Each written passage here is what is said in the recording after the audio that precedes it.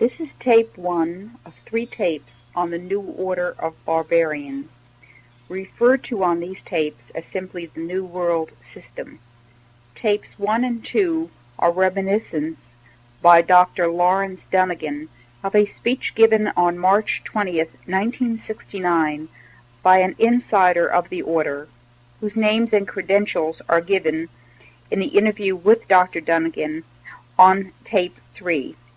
The moderator for these tapes is Randy Engel, National Director, U.S. Coalition for Life.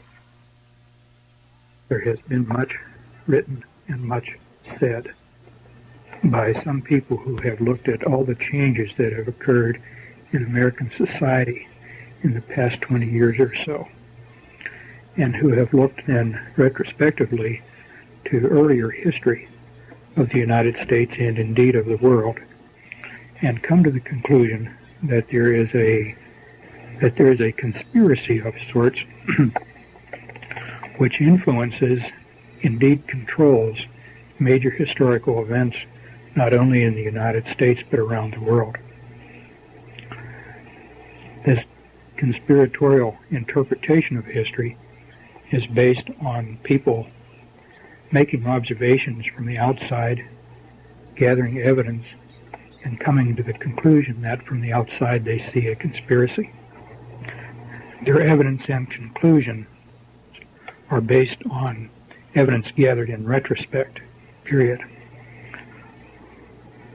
I want to now describe what I heard from a speaker in 1969, which in several weeks will now be 20 years ago. The speaker did not speak in terms of retrospect, but rather predicting changes that would be brought about in the future. The speaker was not looking from the outside in, thinking that he saw conspiracy. Rather, he was on the inside, admitting that indeed there was an organized power, force, group of men who wielded enough influence to determine major events involving countries around the world, and he predicted, or rather expounded on changes that were planned for the remainder of this century. As you listen, if you can recall the situation, at least in the United States in 1969 and the few years thereafter, and then recall the kinds of changes which have occurred between then and now, almost 20 years later, I believe you'll be impressed with the degree to which the things that were planned to be brought about have already been accomplished. Some of the things that were discussed were not intended to be accomplished yet by 1988, but are intended to be accomplished before the end of this century. There is a timetable, and it was during this session that some of the elements of the timetable were brought out. Anyone who recalls early in the days of the Kennedy presidency, the Kennedy campaign, when he spoke of progress in the decade of the 60s, that was kind of a cliche in those days, the decade of the 60s. Well, by 1969, our speaker was talking about the decade of the 70s, the decade of the 80s, and the decade of the 90s. So that I think that terminology, that way of looking at things and expressing things, probably all comes from the same source. Prior to that time, I don't remember anybody saying the decade of the 40s and the decade of the 50s.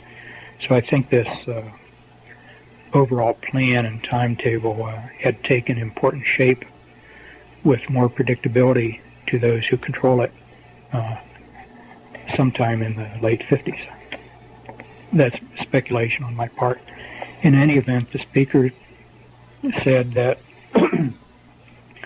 His purpose was to tell us about changes which would be brought about in the next 30 years or so that an entirely new worldwide system would be in operation before the turn of the century. As he put it, we plan to enter the 21st century with a running start. He said as we listened to what he was about to present, he said, some of you will think I'm talking about communism. Well, what I'm talking about is much bigger than communism. At that time, he indicated there is much more cooperation between East and West than most people realize.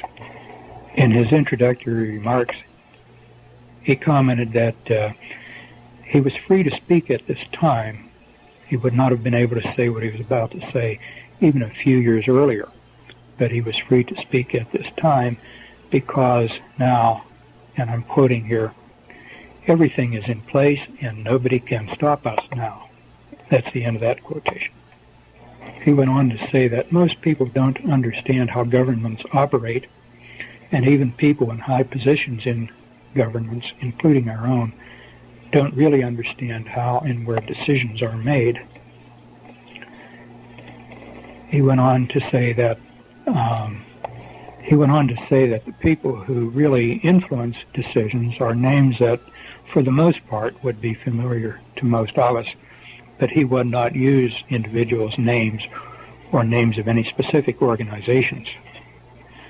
But that if he did, most of the people would be names that were recognized by most of his audience.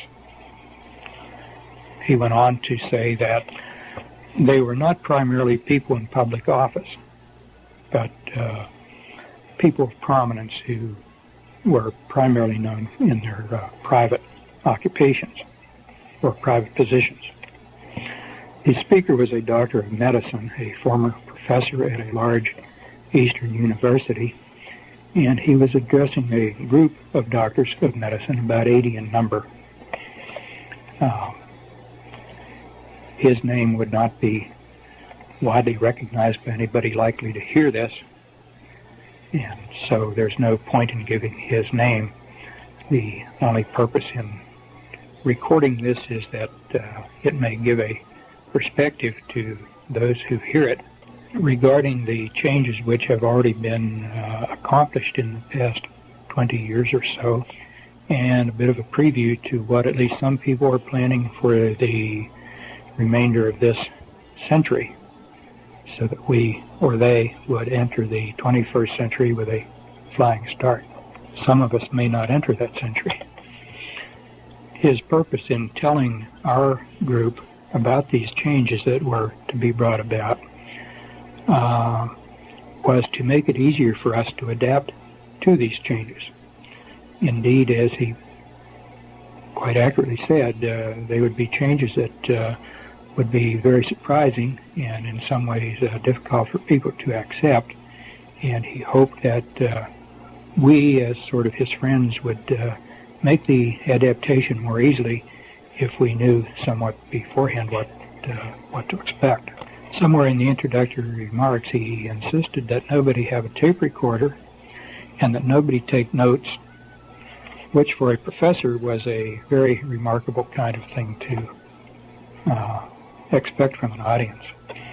Something in his remarks suggested that there could be negative repercussions against him if it became widely known what he was about to say to our group, if it became widely known that indeed he had spilled the beans, so to speak.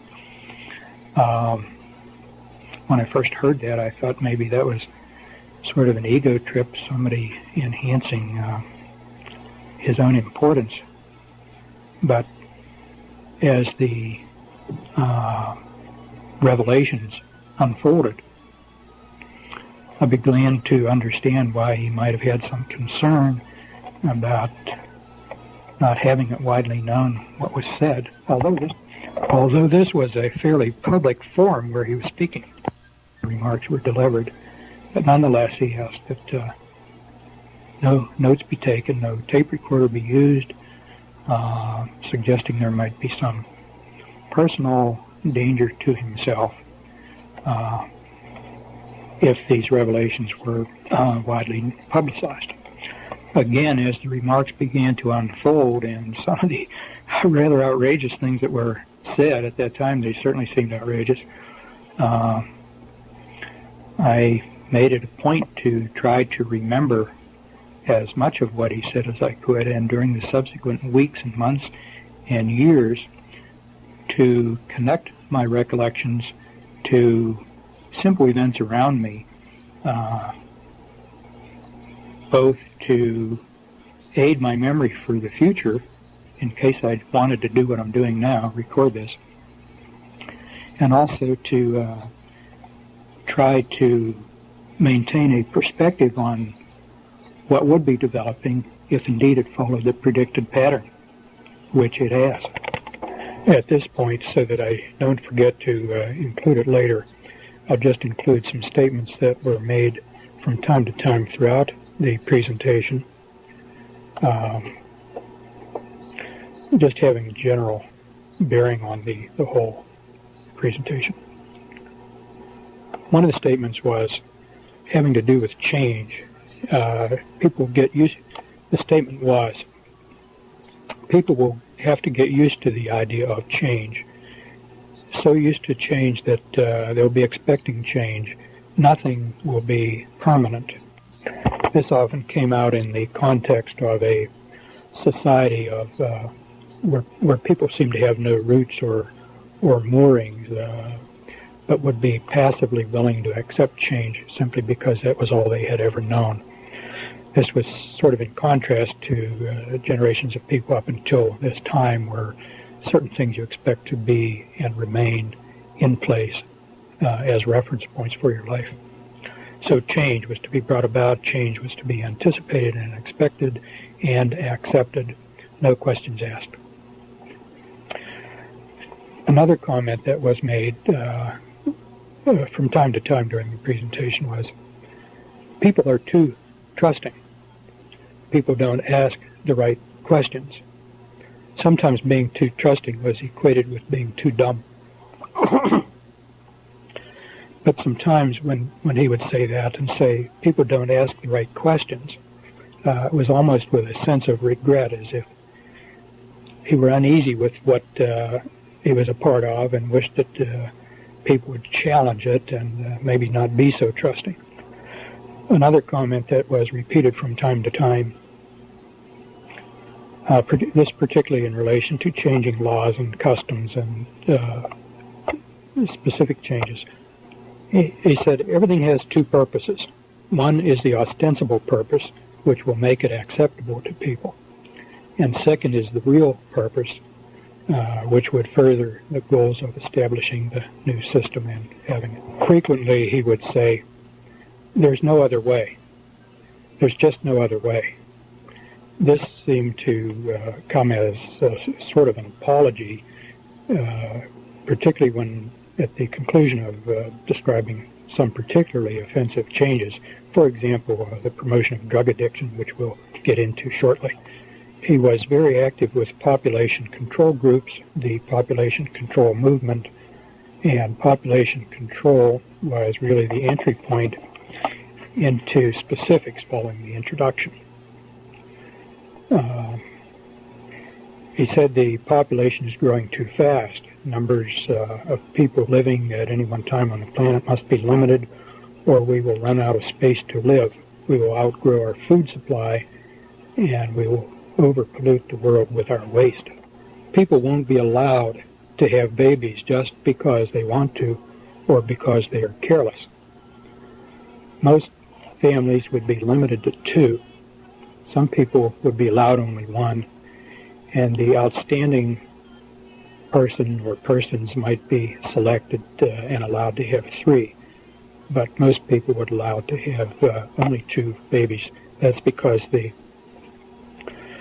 zero population growth is 2.1 children per completed family, so something like every 10th family might be allowed the privilege of the 3rd baby.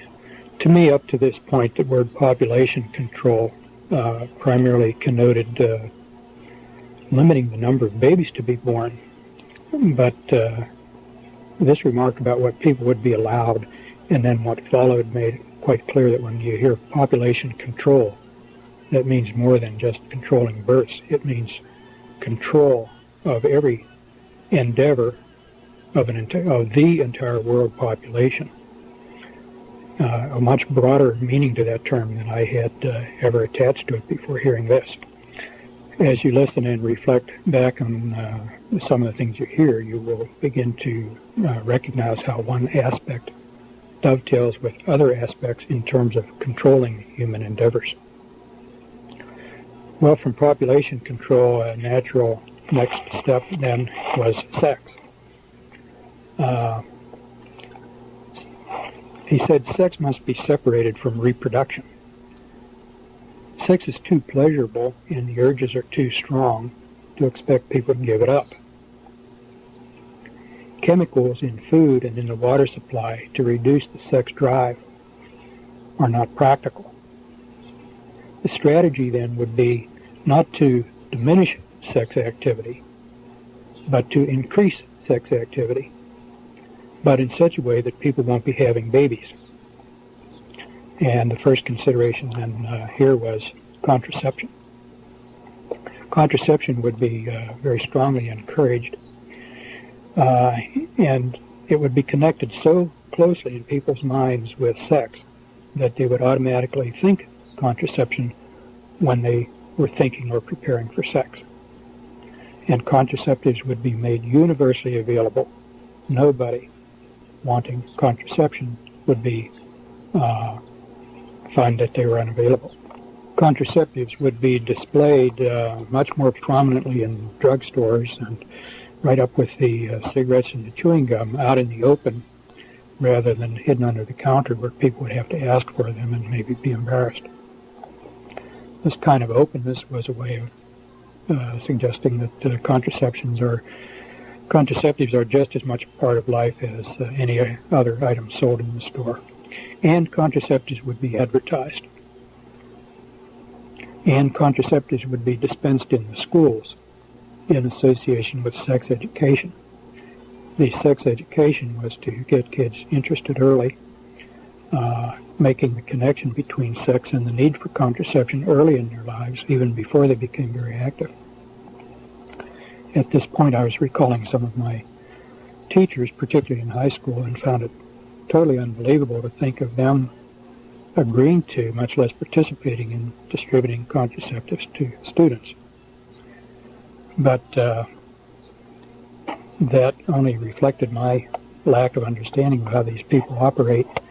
That was before the school-based clinic programs got started. Many cities in the United States by this time have already set up school-based clinics, which are primarily contraception, birth control, population control clinics. The idea then is that the connection between sex and contraception introduced and reinforced in school would carry over into marriage. Indeed, if young people, when they matured, decided to get married, marriage itself would be diminished in importance. He indicated some recognition that most people probably would want to be married, but that this certainly would not be any longer considered to be necessary for sexual activity. No surprise then that the next item was abortion, and this now back in 1969, 4 years before Roe v. Wade. He said abortion will no longer be a crime. Abortion would be accepted as normal and would be paid for by taxes for people who could not pay for their own abortions. Contraceptives would be made available by tax money so that nobody would have to do without contraceptives. If school sex programs would lead to more pregnancies in children, that was really seen as no problem. Parents who think they are opposed to abortion on moral or religious grounds will change their minds when it is their own child who is pregnant. So this will help overcome opposition to abortion. Before long, only a few diehards will still refuse to see abortion as acceptable, and they won't matter anymore. Homosexuality also was to be encouraged. People will be given permission to be homosexuals. That's the way it was stated. They won't have to hide it. And elderly people will be encouraged to continue to have active sex lives into their very old ages as long as they can. Everyone will be given permission to have sex, to enjoy however they want. Anything goes. This is the way it was put. And I remember thinking how arrogant for this individual or whoever he represents to feel that they can give or withhold permission for people to do things. But that was the terminology that was used. In this regard, clothing was mentioned. Clothing styles would be made more stimulating and provocative. Recall back in 1969 was the time of the miniskirt, when those miniskirts were very, very high and very revealing. He said it's not just the amount of skin that is exposed that makes clothing sexually seductive, but other more subtle things are often more suggestive. Things like movement and the cut of clothing and the kind of fabric, the positioning of accessories on the clothing. If a woman has an attractive body, why should she not show it, was one of the statements. There's was not detail on what was meant by provocative clothing, but since that time, if you watch the changes in clothing styles, blue jeans are cut in a way that they're much more tight-fitting through the crotch. They form wrinkles. Wrinkles essentially are arrows, lines which direct one's vision to certain anatomic areas. And this was around the time of the burn your bra activity. He indicated that a lot of women should not go without a bra. They need a bra to be attractive. So instead of banning bras and burning them, bras would come back, but they would be thinner and softer, allowing more natural movement.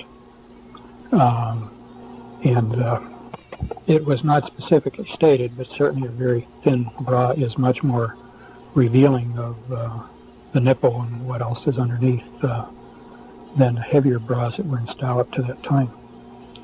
Technology. Earlier he said sex and reproduction would be separated. You would have sex without reproduction, and then technology was reproduction without sex. This would be done in the laboratory.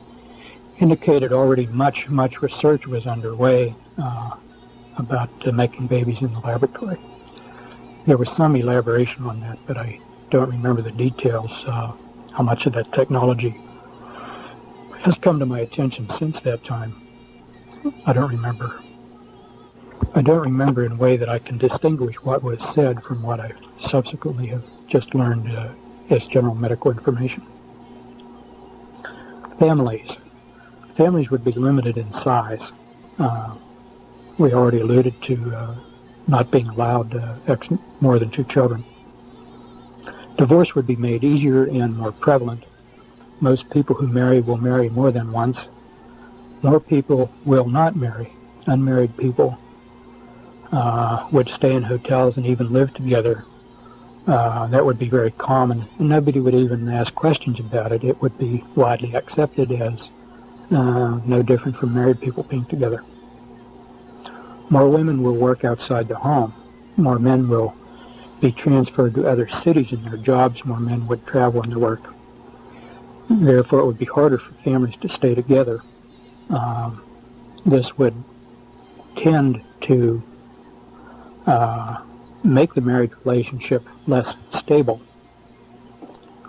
and therefore tend to make people less willing to have babies. And the extended family would be smaller and more remote. Travel would be easier, less expensive for a while, so that people who did have to travel would feel that they could get back to their families, not that they were abruptly being made remote from their families. But one of the net effects of easier divorce laws, combined with the promotion of travel and transferring families from one city to another, was to create instability in families. If both husband and wife are working and one partner gets transferred, the other one may not be easily transferred. So one either gives up his or her job and stays behind while the other leaves, or else gives up the job and risks not finding employment in the new location. Rather diabolical approach to this whole thing. Euthanasia. Everybody has a right to live only so long. The old are no longer useful. They become a burden. You should be ready to accept death. Most people are. An arbitrary age limit could be established. After all, you have a right to only so many steak dinners, so many orgasms, and so many good pleasures in life. And after you've had enough of them, and you're no longer productive and working and contributing, then you should be ready to step aside for the next generation. Some things that would help people realize that they had lived long enough. He mentioned several of these. I don't remember them all. Here are a few. The use of very pale printing ink on forms that people necessary to fill out, so that older people wouldn't be able to read the pale ink as easily and would need to go to younger people for help. Automobile traffic patterns. There would be more high-speed traffic lanes,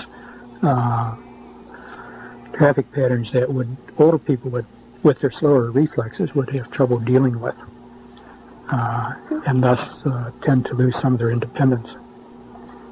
Big item which was elaborated at some length was the cost of medical care would be made burdensomely high. Medical care would be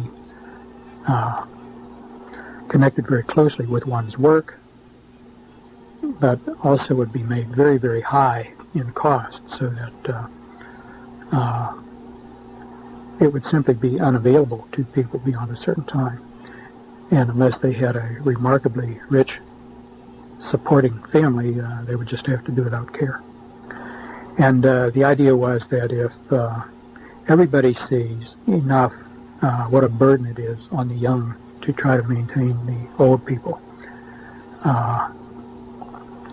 then the young would become agreeable to helping mom and dad along the way, provided that this was done humanely and with dignity. And then the example was there could be like a nice farewell party, a real celebration. Mom and dad had done a good job. And then after the party's over, take the demise pill. The next topic is medicine. There would be profound changes in the practice of medicine. Overall, medicine would be much more tightly controlled. The observation was made, Congress is not going to go along with national health insurance that in 1969 he said is now abundantly evident, but it's not necessary. We have other ways to control health care. These will come about more gradually, but all health care delivery would come under tight control. Medical care would be closely connected to work. If you don't work or can't work, you won't have access to medical care. The days of hospitals giving away free care would gradually wind down until that was virtually non-existent. Costs would be forced up so that people won't be able to afford to go without insurance. People pay. You pay for it, you're entitled to it. It was only subsequently that I began to realize the extent to which you would not be paying for it. Your medical care would be paid for by others, and therefore you would gratefully accept on bended knee what was offered to you as a privilege. Your role being responsible for your own care would be diminished. As an aside here, this is not something that was developed at that time. I didn't understand at the time, but as an aside, the way this works, everybody's made dependent on insurance. And if you don't have insurance and you pay directly, the cost of your care is enormous. The insurance company, however, paying for your care does not pay that same amount. If you are charged, say, $600 for the use of an operating room, the insurance company does not pay $600 on your part. They pay $300 or $400. And that differential in billing has the desired effect. It enables the insurance company to pay for that which you could never pay for. They get a discount that's unavailable to you.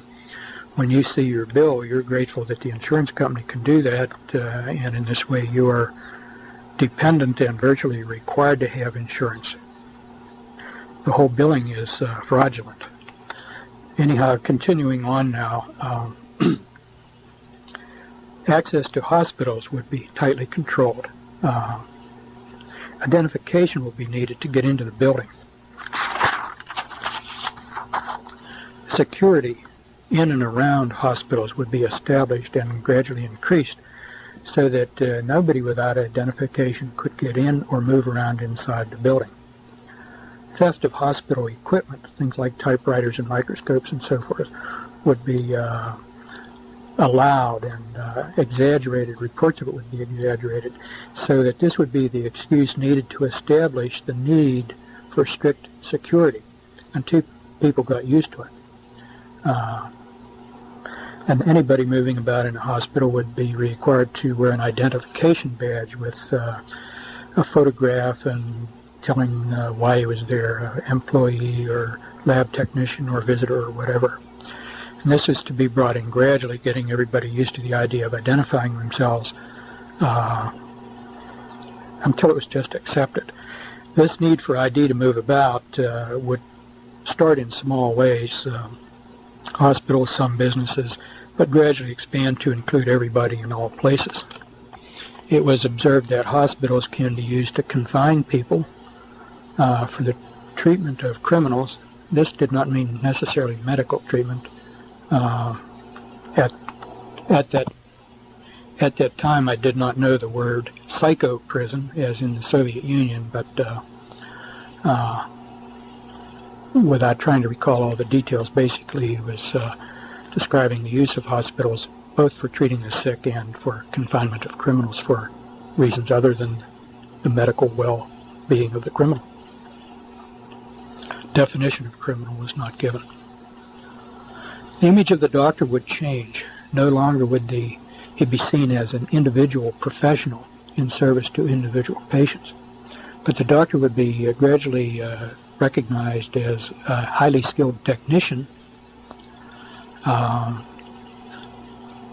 and his job would change.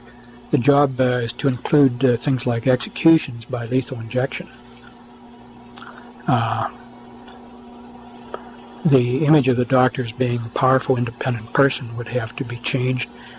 And he went on to say, doctors that make entirely too much money, they should advertise like any other product. Lawyers would be advertising too. Keep in mind this was an audience of doctors being addressed by a doctor, and it was interesting that he would make some rather insulting statements to his audience without fear of antagonizing us. The solo practitioner would become a thing of the past. A few diehards might try to hold out, but most doctors would be employed by an institution of one kind or another.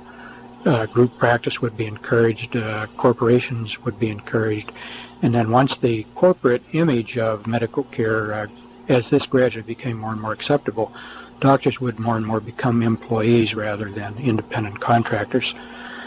And along with that, of course, unstated but necessary, is the employee serves his employer, not his patient. So that's, and we've already seen quite a lot of that in the last 20 years, and currently more on the horizon.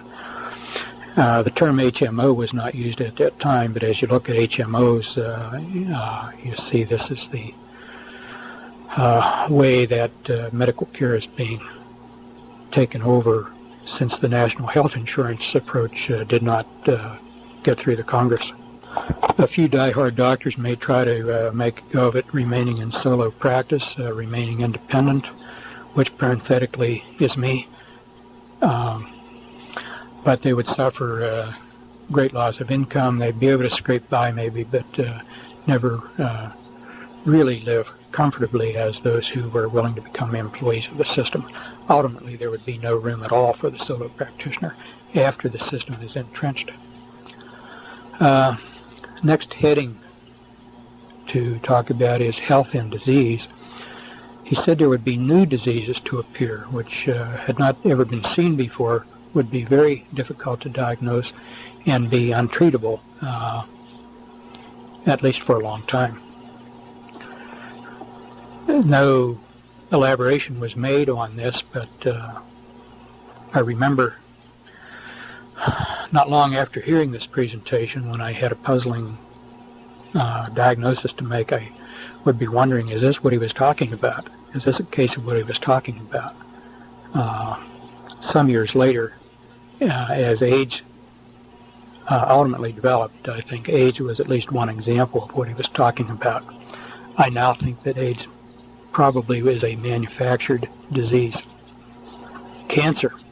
He said we can cure almost every cancer right now. Information is on file in the Rockefeller Institute if it's ever decided that it should be released. But consider, if people stopped dying of cancer, how rapidly we would become overpopulated. You may as well die of cancer as something else.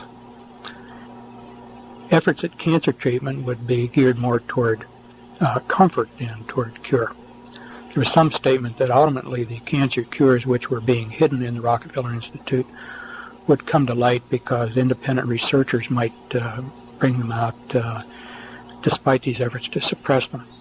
But at least for the time being, letting people die of cancer was a good thing to do because it would slow down the problem of overpopulation.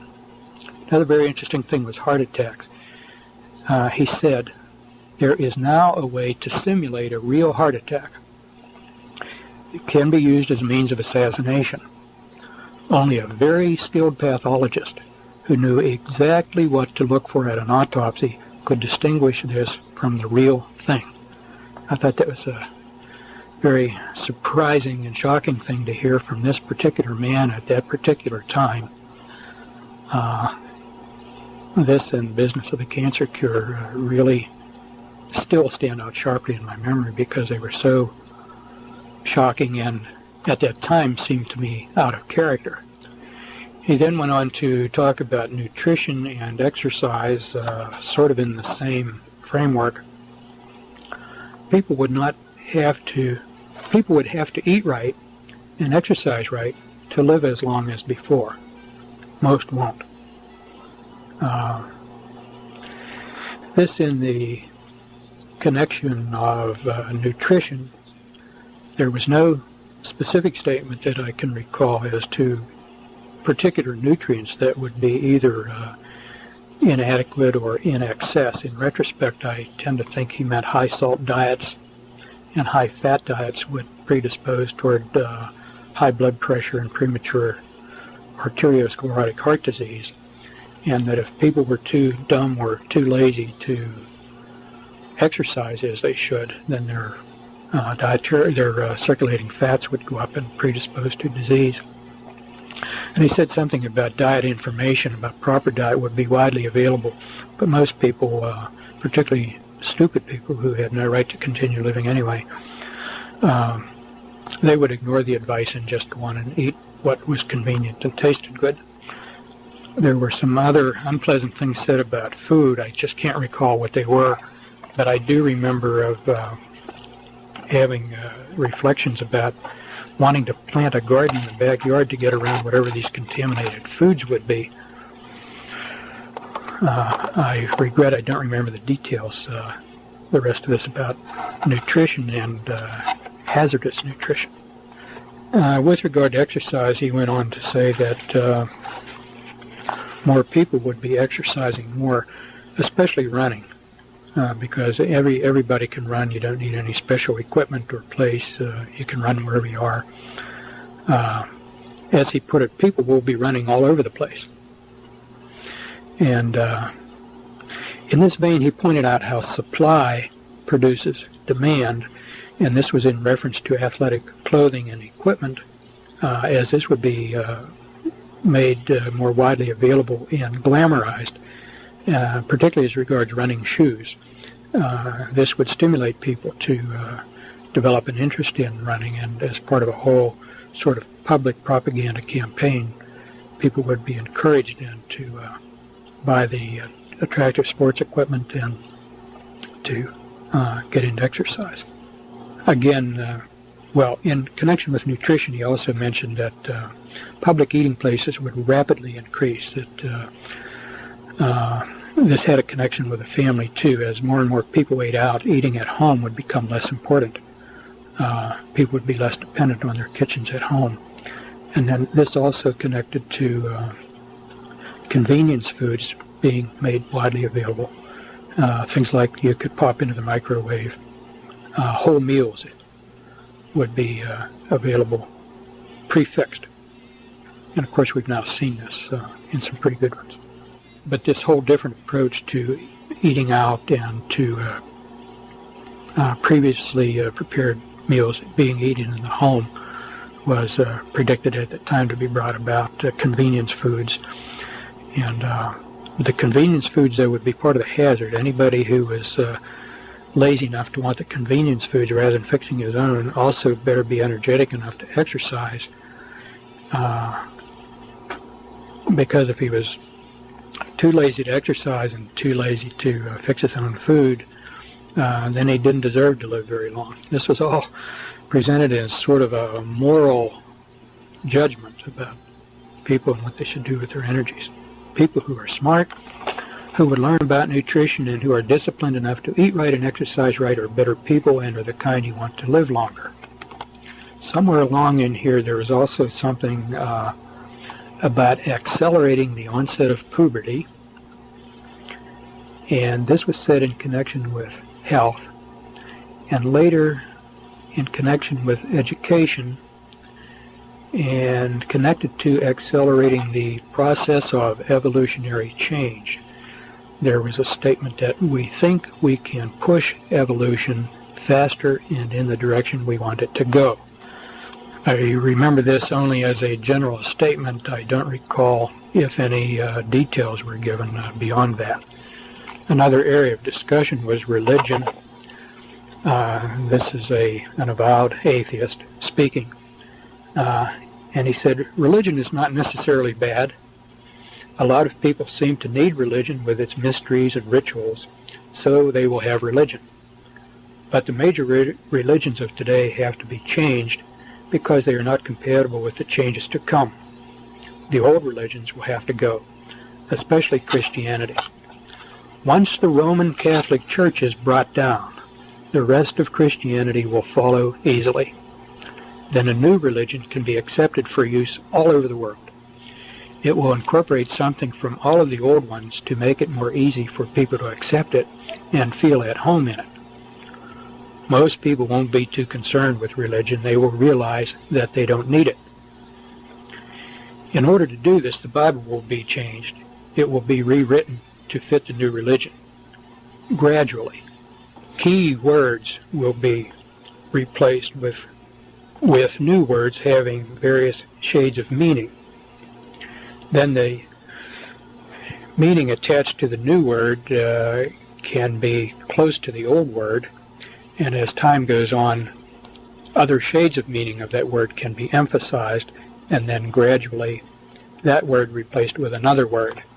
I don't know if I'm making that clear, but the idea is that everything in Scripture need not be rewritten, just key words replaced by other words, and the variability in meaning attached to any word can be used as a tool to change the entire meaning of Scripture and therefore make it acceptable to this new religion.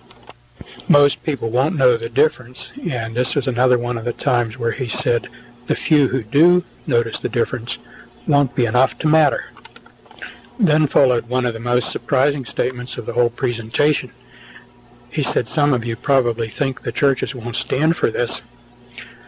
And he went on to say, the churches will help us. There is no elaboration on this. It was unclear just what he had in mind when he said the churches will help us. In retrospect, I think some of us now can understand what he might have meant at that time. I recall then only of thinking, no, they won't, and remembering our Lord's words where he said to Peter, thou art Peter, and upon this rock I will build my church, and the gates of hell will not prevail against it. So Yes, some people in the churches might help, and in the subsequent 20 years we've seen how some people in churches have helped. But we also know that our Lord's words will stand, and the gates of hell will not prevail. Another area of discussion was education, and one of the things in connection with education that I remember connecting with what he said about religion was, in addition to changing the Bible, he said that classics in literature would be changed. I seem to recall Mark Twain's writings was given as one example. But he said the casual reader reading a revised version of a classic would never even suspect there was any change, and somebody would have to go through word by word to even recognize that any change was made in these classics. The changes would be so subtle, but the changes would be such as to promote the acceptability of the new system. As regards education, he indicated that kids would spend more time in schools, but in many schools they wouldn't learn anything. They'll learn some things, but not as much as formerly. Better schools in better areas with better people, their kids will learn more. In the better schools, learning would be accelerated. And this was another time where he said, we think we can push evolution. By pushing kids to learn more, he seemed to be suggesting that their brains would evolve and that their offspring then would evolve, sort of pushing evolution in where kids would learn and be more intelligent at a younger age, as if this pushing would alter their physiology. Overall, schooling would be prolonged. This meant prolonged throughout the school year. I'm not sure what he said about a long school day. I do remember he said that school was planned to go all summer, that the summer school vacation would become a thing of the past, not only for schools but for other reasons. People would begin to think of vacation times year-round, not just in the summer.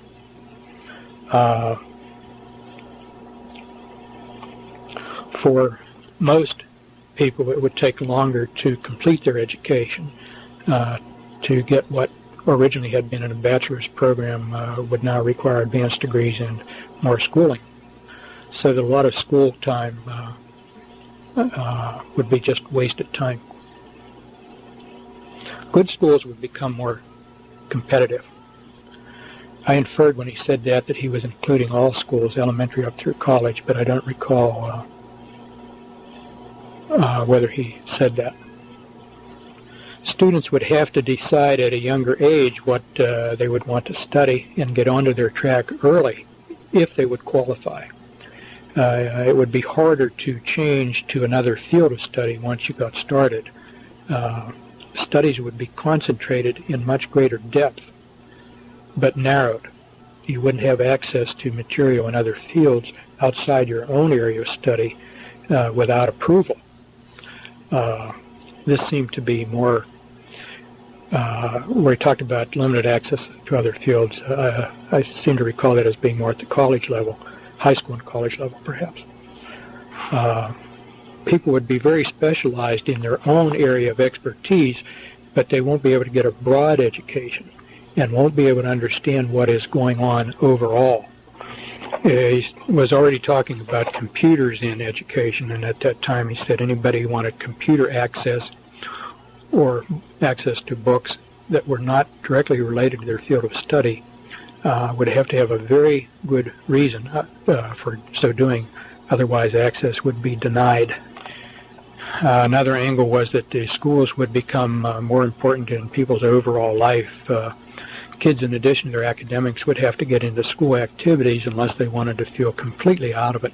But spontaneous activities among kids, the thing that came to my mind when I heard this was sandlot football and sandlot baseball teams that we worked up as kids growing up. I said to kids wanting any activities outside of school would be almost forced to get them through the school. There would be few opportunities outside. Now, the pressures of the accelerated academic program and accelerated demands where kids would feel they had to be part of something one or another athletic club or some school activity. These pressures he recognized would cause some students to burn out. He said the smartest ones will learn how to cope with the pressures and to survive. There will be some help available to students in handling stress, but the unfit won't be able to make it. They will then move on to other things. In this connection, and later on in the connection with drug abuse and alcohol abuse, indicated that psychiatric services to help would be increased dramatically. In all the pushing for achievement, it was recognized that many people would need help, and the people worth keeping around would be able to accept and benefit from that help and still be super achievers. Those who could not would fall by the wayside and therefore were sort of dispensable, expendable, I guess is the word I want. Education would be lifelong. Adults would be going to school. There will always be new information that adults must have to keep up. When you can't keep up anymore, you're too old. This was another way of letting older people know that the time had come for them to move on and take the demise pill. If you got too tired to keep up with your education, you got too old to learn new information, then this was a signal you begin to prepare to get ready to step aside.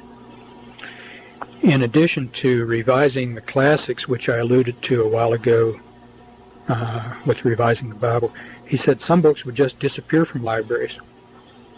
This was in the vein that some books contain information or contain ideas that should not be kept around, and therefore those books would disappear. I don't remember exactly if he said how this was to be accomplished, but I seem to recall carrying away the idea that this would include thefts, that certain people would be designated to go to certain libraries and pick up certain books and just get rid of them. Not necessarily as a matter of policy, just simply steal it. Further down the line, not everybody will be allowed to own books, and some books nobody will be allowed to own.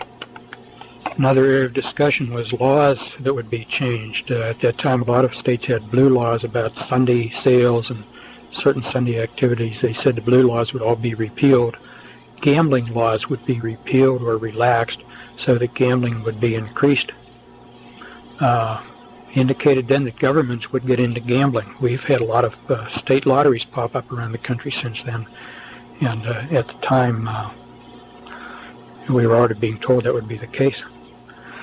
Why should all that gambling money be kept in private hands when the state could benefit from it, was the rationale behind it.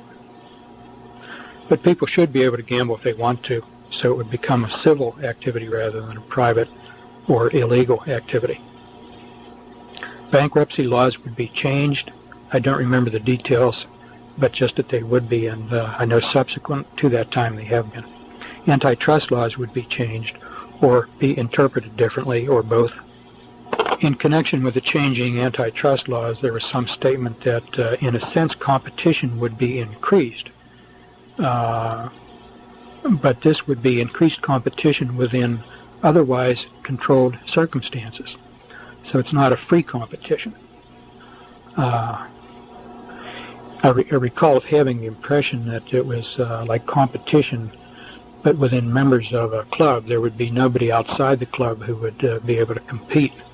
Sort of like teams competing within a professional sports league. If you're in the NFL or the American or National Baseball leagues, you compete within the league, but the league is all in agreement on what the rules of competition are.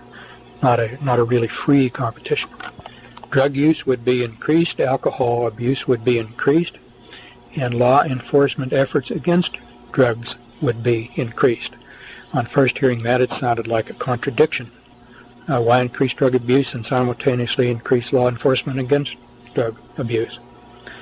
But the idea is that in part the increased availability of drugs would provide a sort of law of the jungle whereby the weak and the unfit would be selected out. There was a statement made at that time before the earth was overpopulated, there was a law of the jungle where only the fittest survived. You had to be able to protect yourself against the elements and wild animals and disease, and if you were fit, you survived. But now that we've become so civilized, we're over-civilized, and the unfit are unable to survive only at the expense of those who are more fit. And the abuse of drugs then would restore, in a certain sense, the law of the jungle and selection of the fittest for survival. News about drug abuse and law enforcement efforts would tend to keep drugs in the public consciousness and would also tend to reduce this unwarranted American complacency that the world is a safe place and a nice place. The same thing would happen with alcohol. Alcohol abuse would be both promoted and demoted at the same time. The vulnerable and the weak would respond to the promotions and therefore use and abuse more alcohol. Drunk driving would become more of a problem, and strict rules about driving under the influence would be established so that more and more people would lose their privilege to drive.